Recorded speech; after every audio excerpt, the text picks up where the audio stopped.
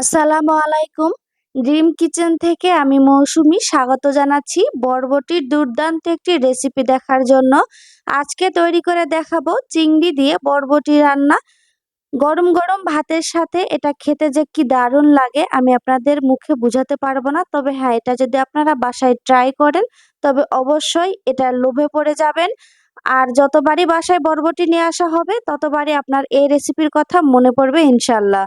ভিডিওটি না টেনে সম্পূর্ণ ভিডিও দেখবেন আর আশা করছি আমার এই রেসিপি ভালো লাগবে। ভালো লাগলে ভিডিওটিতে লাইক দিয়ে চ্যানেলটি সাবস্ক্রাইব করে আমাকে সাপোর্ট করবেন, আমার পাশে থাকবেন। তো চলুন মূল রেসিপিতে চলে যাই। এখানে আমি হাফ কেজি পরিমাণ বরবটি নিয়েছি। আমি সবগুলো উপকরণ আপনাদের দেখিয়ে দিচ্ছি, আপনারা আপনাদের প্রয়োজন অনুযায়ী ব্যবহার করবেন। এবার বরবটিকে আমি অর্ধেক করে এখানে কেটে নিব। আর খুব ছোট করে কেটে নিব না, একটু বড় সাইজ রাখবো। বরবটির অনেক রকম রেসিপি আছে, এর মধ্যে বরবটির এই সবজি রান্নাটা খুবই সুন্দর। চিংড়ি মাছ দিয়ে আমি রান্না করেছি। আর সবজি রান্নার ক্ষেত্রে বরবটির কালার কিভাবে সবুজ থাকবে ভিডিওর মধ্যে সেই টিপসও থাকবে। আশা করছি আপনাদের ভালো লাগবে এবং উপকারে আসবে। আমার বরবটি কেটে নেওয়া হয়ে গিয়েছে। এবার আমি এখানে একটা টমেটো নিয়েছি, টমেটোটাকে টুকরো করে কেটে নিব। এ পর্যায়ে বলে রাখি আমার চ্যানেলের বরবটি ২ রকমের ভর্তা রেসিপি দেওয়া আছে, আপনারা চাইলে দেখে নিতে পারেন। ভর্তাটা অসাধারণ খেতে, আশা করছি আপনাদের অনেক ভালো লাগবে।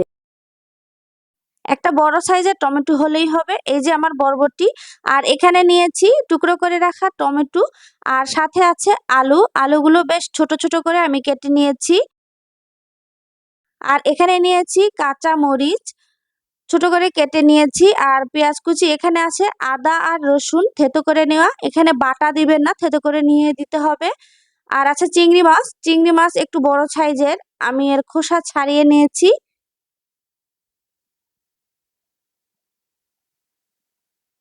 এখানে পানিতে একটু লবণ দিয়ে আমি পানিটাকে ফুটতে দিব। যখন ঠিক এভাবে পানি ফুটবে এ পর্যায়ে আমি বরবটিটা দিয়ে ঠিক 2 মিনিটের মতো সেদ্ধ করে নিব। এরপর এটা একদম ঠান্ডা পানিতে ডুবিয়ে রাখবো।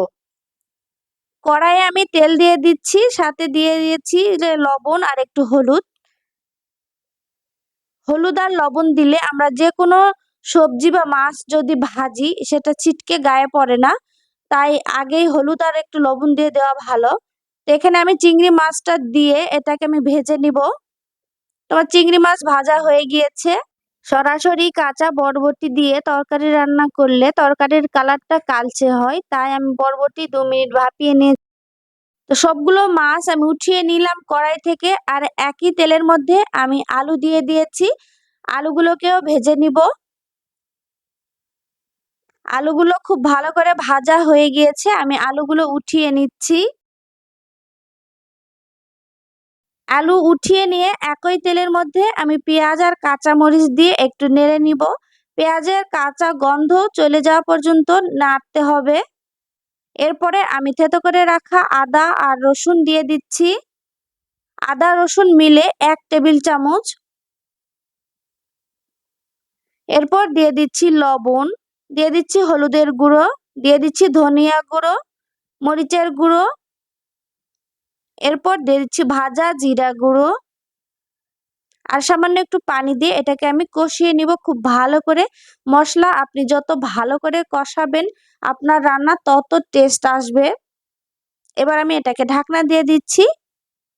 কিছুক্ষণ জাল হওয়ার পর ঢাকনাটা উঠিয়ে নিয়েছি, আর আমার মশলার পানি একদম শুকিয়ে গিয়েছে। খুব সুন্দরভাবে কষানো হয়েছে মশলাটা।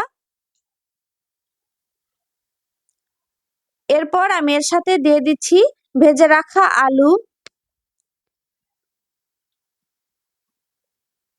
আলু দিয়ে এটাকে আমি একটু নেড়ে চেড়ে নিলাম। এরপর আমি এখানে একটু পানি দিয়ে দিচ্ছি আলুটা সেদ্ধ করে নেওয়ার জন্য। ঢাকনা দিয়ে আমি বেশ খানিকক্ষণ একটু জাল হতে দিব। কিছুক্ষণ জাল হওয়ার পর আমি ঢাকনা উঠিয়ে আবারও আলুটাকে নেড়ে দিচ্ছি। আর ইতিমধ্যে আমার তরকারির পানি একদম শুকিয়ে গিয়েছে। এবার আমি দিয়ে দিচ্ছি টমেটো, টুকরো করে রাখা টমেটো দিয়ে একটু নেড়ে নিলাম। আর একই সাথে দিয়ে দিচ্ছি বরবটি। দেখুন বরবটির কালার কিন্তু একদম সবুজ আছে। যখন আমরা বরবটি ফুটন্ত পানি থেকে তুলে একদম ঠান্ডা পানিতে দিব, তৎক্ষণাৎ কিন্তু সেটার কুকিং প্রসেসটা বন্ধ হয়ে যাবে আর এটার কালার একদম সুন্দর সবুজ থাকবে। এবার বরবটি দিয়ে তরকারিটাকে খুব ভালো করে আমি নেড়ে নিচ্ছি।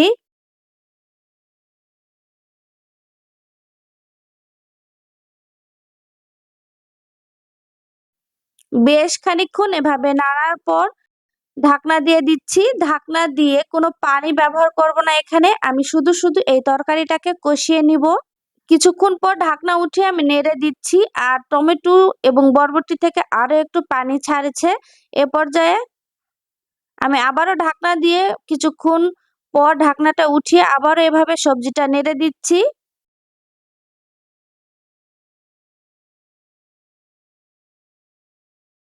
এরপর ভেজে রাখা চিংড়ি মাছ এর সাথে দিয়ে দিলাম। চিংড়ি মাছ দিয়েও এটা আবারও কিছুক্ষণ একটু নেড়ে নিব।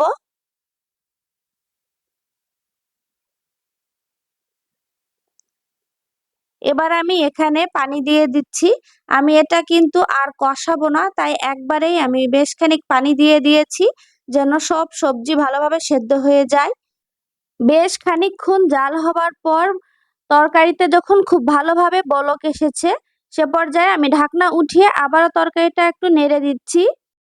আমি আবারও ঢাকনা দিয়ে দিব তরকারি একদম লাস্ট অব্দি জাল হওয়া পর্যন্ত। তো একদম আমার তরকারিটার ঝোল শুকিয়ে গিয়েছে। এবার ঢাকনা উঠিয়ে আমি এবার তরকারিটা নেড়ে দিচ্ছি আর আমার তরকারিটা একদম রান্না কমপ্লিট হয়েছে। এ পর্যায়ে আমি কুচি করে কেটে রাখা ধনেপাতা একটু দিয়ে দিচ্ছি। ধনেপাতা দিয়ে এটাকে আরেকটু নেড়ে নিব। আর এ পর্যায়ে আমি চুলার জালটা অফ করে দিয়েছি আর লবণটাও চেক করে নিয়েছি, লবণটা একদম ঠিক আছে। তরকারিটা বেশ সুন্দর নরম হয়ে এসেছে। আশা করছি আমার এই রেসিপি ভালো লেগেছে। আপনারা অবশ্যই একবার বাসায় ট্রাই করবেন। এবার আমি ঢাকনা দিয়ে দিচ্ছি আর সবশেষে আপনাদের পরিবেশন করে দেখাচ্ছি। আজকের মতো বিদায় নিচ্ছি। আল্লাহ হাফেজ।